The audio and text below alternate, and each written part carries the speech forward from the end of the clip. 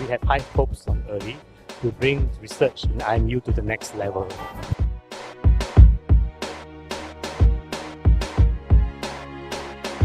In order to maintain the quality of the postgrad programs, the supervisor's supervision quality must be at a certain level.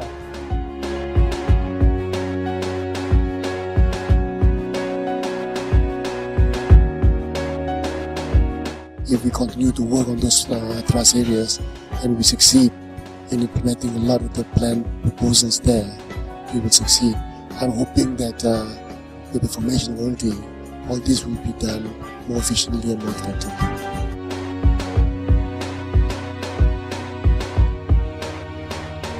Same question about the MOHE. They also have their own priority. How would this fit in? Because the MOHE grant, they also set their own priorities as well. Yeah. So you can see actually the currently, but what they are trying to do is to sort of put up all these broad guidelines to sort of help them to set the direction. Realign our research directions to be more focused. Much of the funding goes through the education section and not under medical or health. Would you foresee that this will be included as one of the priority areas, because the context of health professional education actually matches more towards the trainings of future health professionals? What their priorities, whatever that is developed earlier on, right? It was carried through to the 9th plan, and then in the 10th plan, you actually see a substantial portion of them remains in the priorities. So they are not gone, because people who works on it recognize that they are still important for us to concentrate.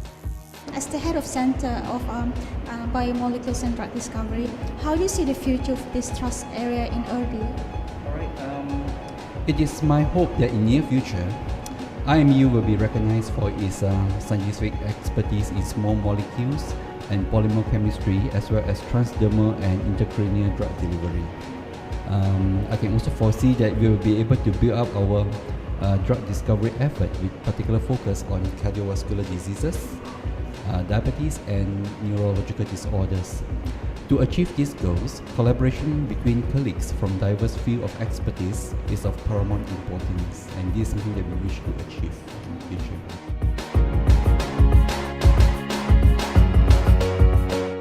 Do you have any specific plans for IRDI regarding environmental and population health? We need to attract researchers, both from the public sector as well as the basic science sector, and this will be a multidisciplinary approach.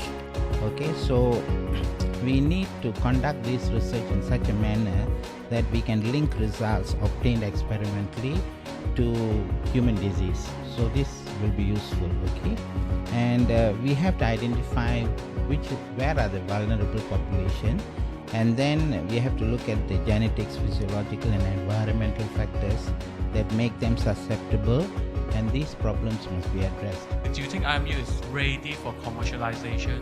And if it is ready, are we talking about commercialization services or contracts, or are we actually ready to go the full-fledged to product marketing, like what you science have done? So I mean, at what scale are we in? So based on your knowledge, work out the right formula to reward both the organization IMU and also the participants who take on that project. And that got to be sorted out right from the beginning. IMU has fantastic equipments for testing, for monitoring, and we are using that to provide testing services to the local industries.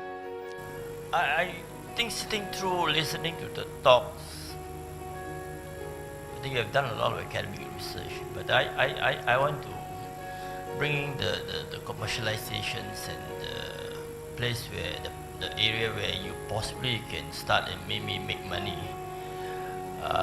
with the infrastructure and support. Is I can see two areas. Immediately, if you manage well, there will be market needs for it. One is in the clinical trials. Priority will be to develop research in a broad way as possible, depending on the priorities of the country.